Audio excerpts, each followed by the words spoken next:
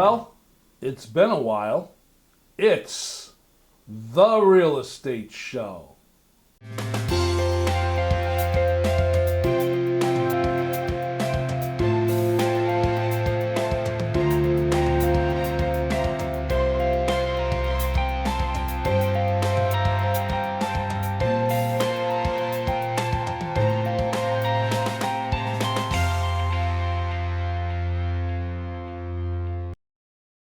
Welcome to the Real Estate Show. My name is Rick Naples, owner-broker of Zone Realty LLC.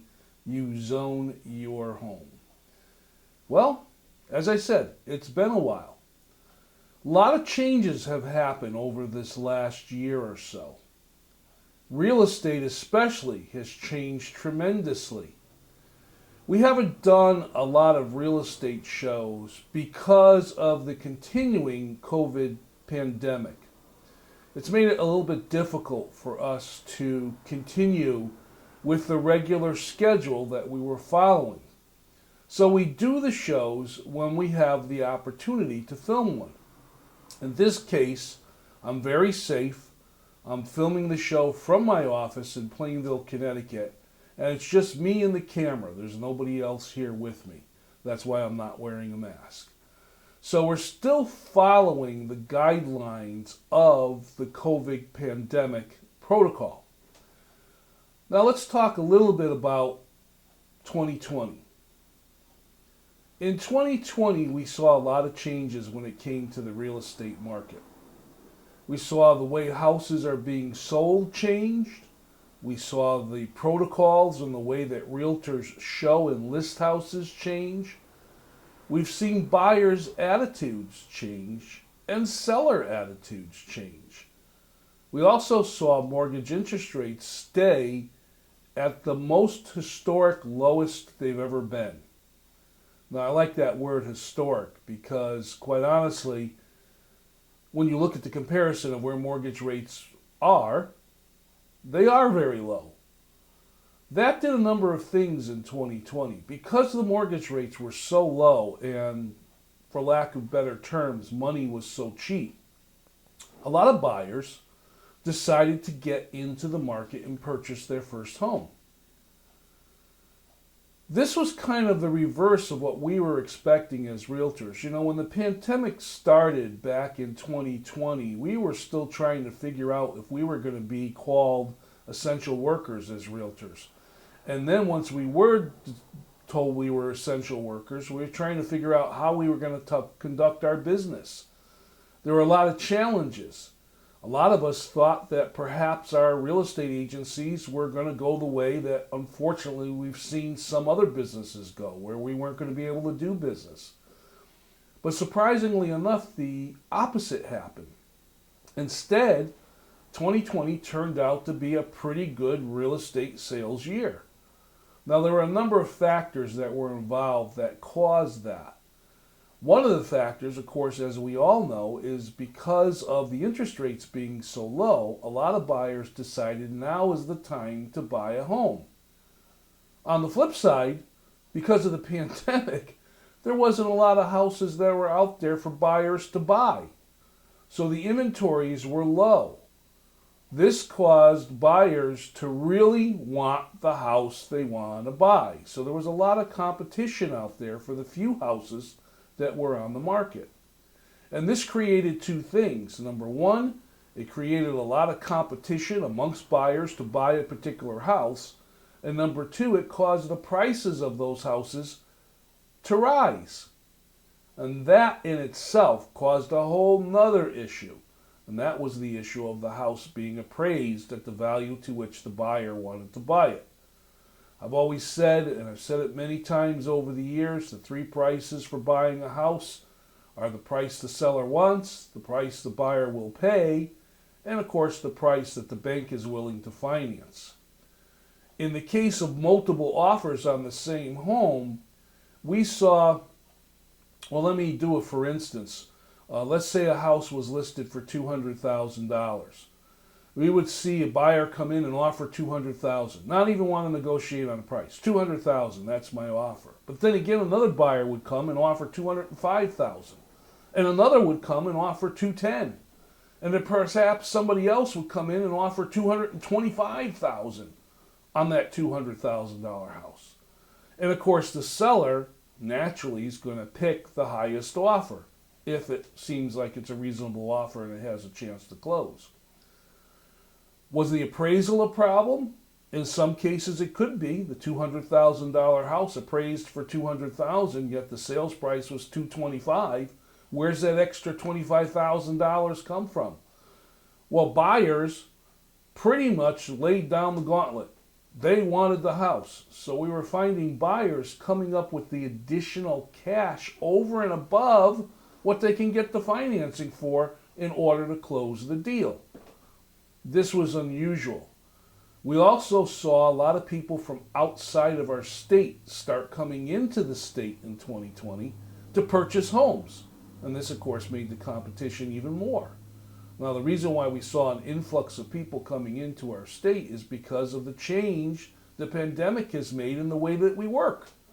We're all working now online, or at least most of us that can, are doing everything virtually.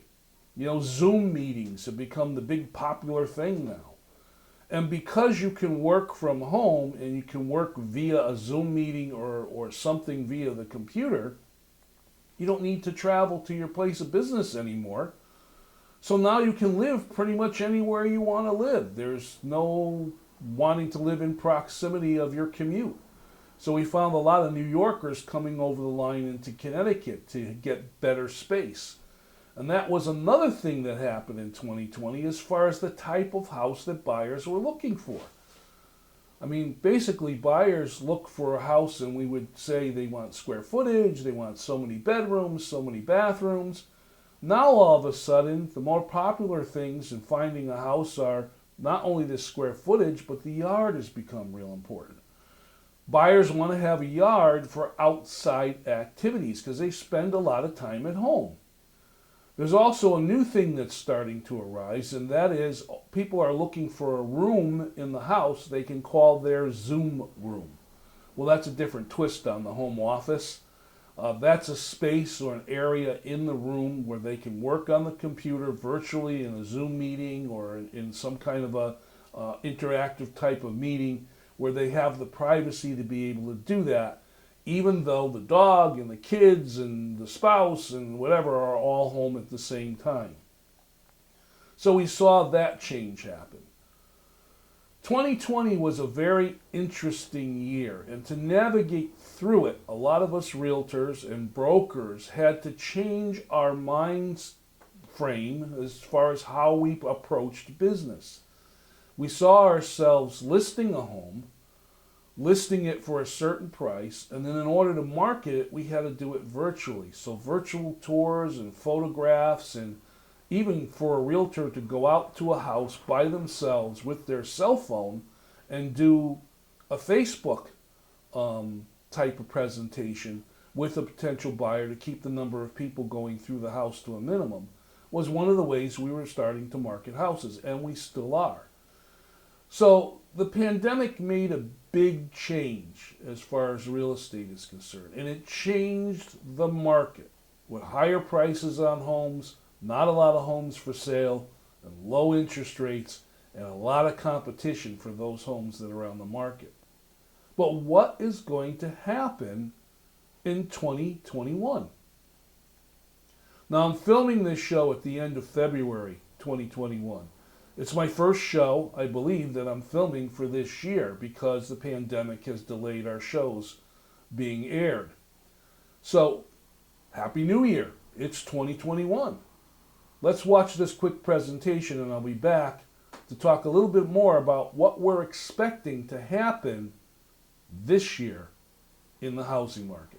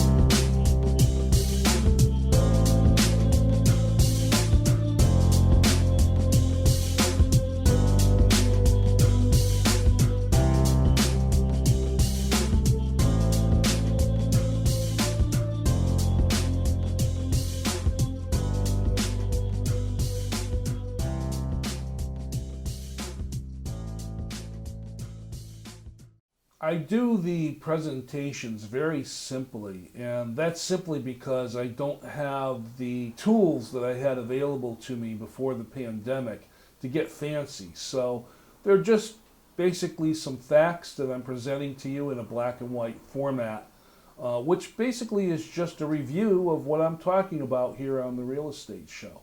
And there'll be another one coming up in just a couple of minutes. I want to talk about this year, 2021. Is what was happening last year because of the pandemic and the way the real estate market changed going to continue in 2021? Well, so far, yes. We're still following the coronavirus protocols, even though the vaccines are more available and a lot of people are getting vaccines. Realtors are still out there wearing masks, wearing gloves, carrying their disinfectants, and following the protocols that were recommended to try to keep themselves and their clients safe, as well as respect the seller's property when the realtor enters that property. Housing prices are still going up. Mortgage interest rates, which stayed level for a very long time, have started to go up. Just a little bit. We're not talking a huge increase. But they've also leveled out.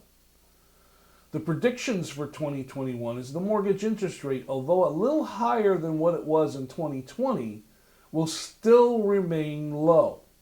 So we still have that stimulation of wanting to go out and buy a house because the mortgage rates are so great. Sellers, on the other hand, are finding that their homes for 2021 are worth more. And this is because of that phenomenon of the inflated prices in 2020 because of the competition to buy a home. So those people that are going to put their house on the market in this spring and summer market are going to find they're going to get a little bit more dollars than maybe what they expected on their house because the inventories are still low. Realtors are out there trying to get listings because they have buyers that are qualified and ready and willing and able, but they don't have houses for them to sell or to buy. So we're going to see the home prices still start to tick up. When I do the real estate show, a lot of times in my preparation, I'll read a lot of articles, and I do read a ton of articles. I try to keep myself up to date on things that are going on in the state of Connecticut, things that are going on nationally, and even sometimes internationally. I read all these articles so that I can grab information and share it with you here on the Real Estate Show. So one of the articles that I came across is I go to Realtor.com a lot. I'm a realtor. Of course, I'm going to go to Realtor.com because that's my industry. The Realtor magazine is my industry magazine. So I gain a lot of information from the articles that are put on that site and also through that magazine.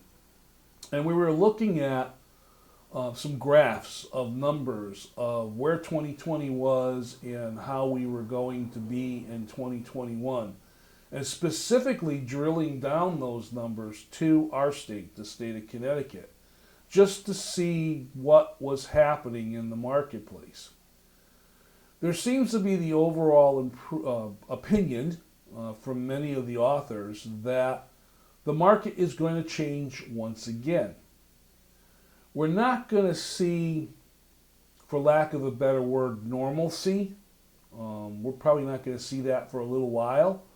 But we may see patterns start to appear that were like the patterns pre the pandemic. And what I mean by that is traditionally the spring and the summer are big sales seasons for homes. That's when a lot of homes come on the market and a lot of buyers come out and buy those homes. Then we see a traditional slowdown during the summer and a pickup in the fall. That pattern got all messed up because of the pandemic. So the people that are writing these articles and those that are making the predictions are saying we may get back to that seasonal type of activity again towards the end of 2021. Well, where are interest rates going to go? I mean, is the Fed going to raise the interest rates now that we have a new president in the office and things are starting to change? Will we find interest rates start to tick up? Well, we know in 2020 our mortgage interest rates dropped at 3% and sometimes a little bit below. The predictions for 2021 is we may see 3.2, maybe as high as 3.4 as an average rate towards the end of the year. Not a huge increase, quite honestly, but still an increase in the mortgage rates. What's going to happen with housing prices? Well, housing prices are still, unfortunately, going to continue to rise. And housing prices have been rising so fast, personal incomes can't keep up. So we're finding that even though the seller is having a little bit of a bonanza of getting a premium price for their home, there are fewer buyers who can afford to buy it. So it's kind of a catch-22 type issue. And as I said, you got to always keep in mind those finances and those appraisals out there. The appraisals have to base the value of the home on current sales. What's sold in the area that's like that home. Something hasn't sold because there hasn't been a lot of inventory out there and the house is being bid overpriced, you're going to have an issue. And then again, hopefully the buyer has the monies to make up the difference, or the seller decides to drop their price to the appraised value and move forward from there. 2021 will also have some other things that will start to appear. The type of buyer who's purchasing a home is going to start to change. Over 2020 and the year before, and some going into 2021, we've seen the biggest part of our buyers be what they call the millennials. These are the folks that are within a certain age range that were born in 1997 and up to, after 1997. The average millennial now who's a homeowner has their first home and is buying their second home, and we have other millennials that are buying their first homes. So we have these buyers that are between 25 and 40 years of age coming into the market. But right behind them is what we call the Generation X people, Generation X is that next generation. Those are the folks that are just reaching their mid-20s and are starting to think about a house. So they also are going to enter into the market, and we're going to see, of course, the movement of people shifting around because they're working virtually. One of the articles that I read talked about virtual working and said that that's probably not going to change. A lot of corporations, a lot of the bigger businesses are finding that it's better when they have their employees working from their homes rather than trying to have a huge facility for them to come to and work from.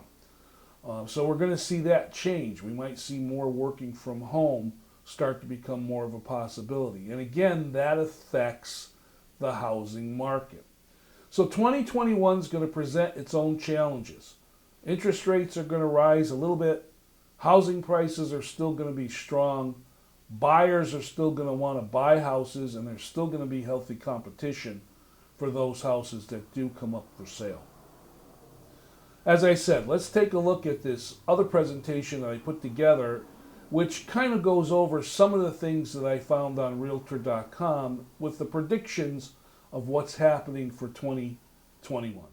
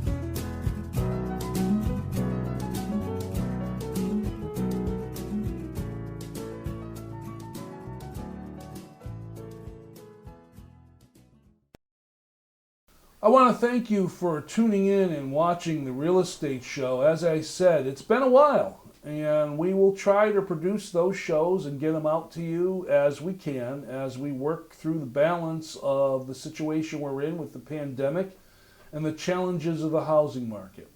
My name is Rick Naples, owner-broker of Zone Realty LLC. You zone, you home.